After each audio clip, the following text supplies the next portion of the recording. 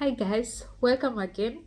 And before I continue on with this video, please, I'm wearing the same. Don't come to the comment section and say saying that she's wearing the same clothes. I decided to make these videos like this, and I'm lazy to go and change. Anyway, we are not faking. It's me, and that is who I am. Okay, so this video I'm talking about marriage visa, like the requirements, which what do you need, because maybe you find someone and this person suggests that it's better you come here and you get married here. For the people, like, they think, oh, when you get married here, then it's easier for you to get the permit. Maybe that's their thinking, but as long as you have the right papers, then you'll always get permit. So what is needed? First, you need to have your passport. It's very important. You need to get your passport. So if you've had someone, if you have someone, or if you have started in search, then you have to look for a passport. Second, you need the certificate of no impediment. And this certificate of no impediment, you need your husband's or your boyfriend's or your partner's papers also. Your partner has to send you or has to give you his passport, the copy of his passport. He also has to give you a certificate of no impediment, and also he has to give you a birth certificate. The birth certificate has to be less than 6 months? It should not be more than 6 months. So he has to look for a birth certificate. Same thing applies to you, the person from, I'm referring to Kenya and Germany because that's where I did the process.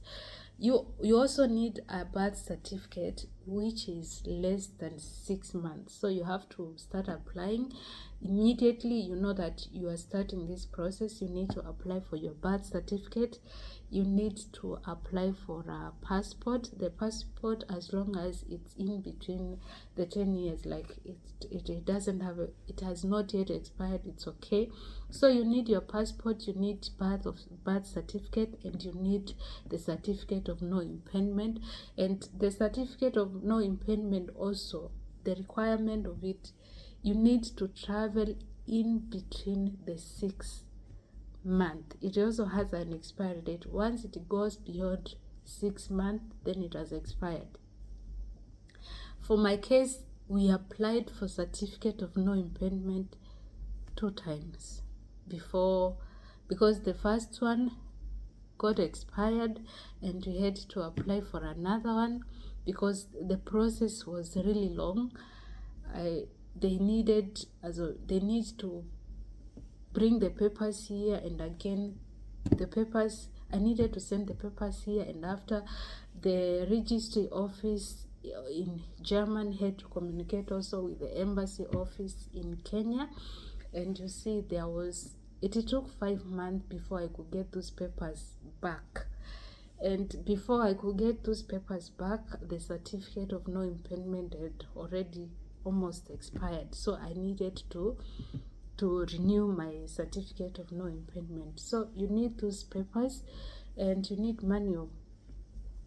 You need money because in Sharia house, that's where you get the certificate of no impediment. In this place, if you don't know any person, you know how it works in Kenya. I'm not shaming my country, but it's the truth. I'm not lying. You need money when you go to these places. At least if you know someone who is working there, then it would also be a little bit easier for you. You also need your passport photo size, like I needed mine too. And from your partner's side, you also need some papers. And then what you need next is go to the Sharia house and start the process. And you know it's not easy, so you just go there and trust God. From there you go to the embassy. The embassy also has to send, after now you've gotten the certificate of no impediment and all those papers. You bring your papers to the embassy, and the embassy, they have their own lawyer that they will send to check the papers. They need to recheck these papers if they are forged or if they are original papers. So you have to be careful when it comes to these papers. They have to be original, no faking. So you have to be careful of who you are trusting on those papers. The birth certificate has to be original, the certificate of no impairment has to be original, and the papers from your husband, of course. If it's your partner, whoever they come as, or here there is no faking. You either get the correct papers or you get the correct papers. That's the best part of here. So there are no behind the doors work. You were given the correct time, and like on my case, the certificate of no impairment is supposed to take 21 days before it's out. Mine took a little longer, but without the money, if you are not willing to give something out, then it may take a little longer. But anyway, we trust God and we believe that everything is good. Even when you give out, they will still come up with reasons because they want you to add. And I remember there's a lady who introduced me to this place, and she tried her level best to make it work. Although you had to give out, but still at the end of the day I got my papers. It's not easy at the same time, but trust God and believe in him. And also these papers have to be translated. They have to be translated in German. That part I don't remember. Were they translated here or in Kenya? That part I don't. Yeah, they were translated here. I had to send the papers to my husband now, and he had to look for someone who could translate the papers. So those ones were translated here. The person who translates the paper has to be certified, has to be certified, like has to be recognized by the German registry office and the embassy also. So yes, you need to translate the papers, and those are only the documents that you need. And now after that, you need your A1 certificate if you are coming for marriage. I had my A1 certificate which had already expired, and then I had already done my B1 certificate, so I was good to go.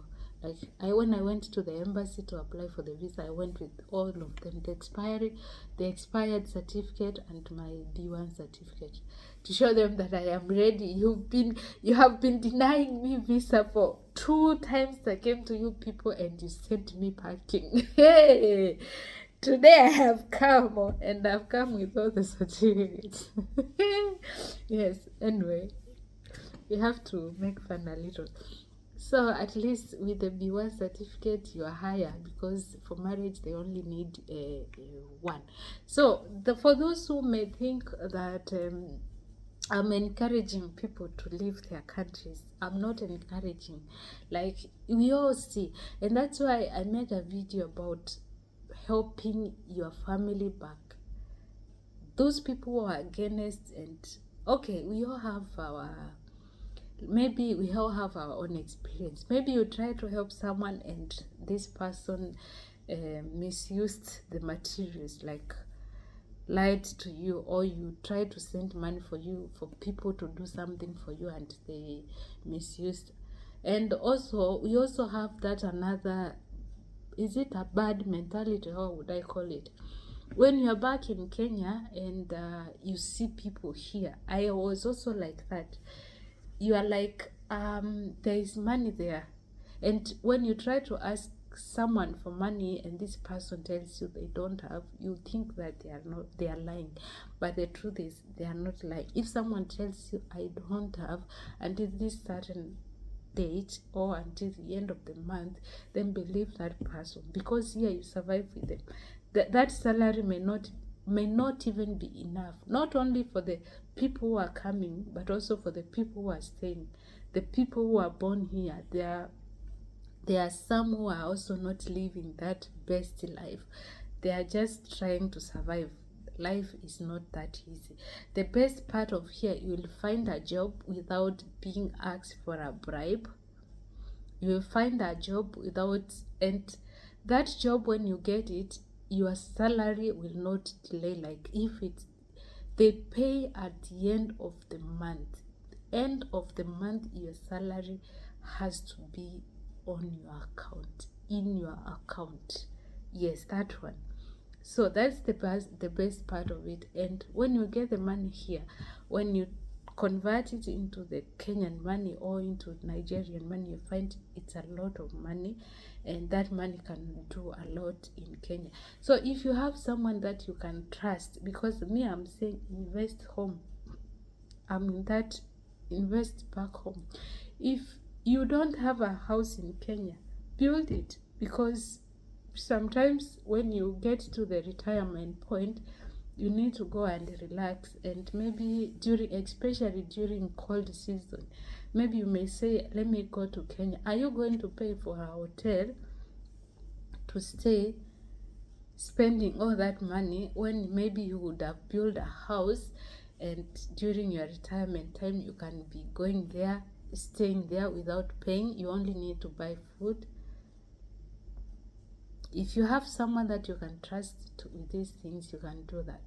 But you should also be able to help your family back at home. If you are able, if you have something extra, try to help back at home, because the struggles that you went through before deciding to move to another country, it's the same struggle, and things are worse even now.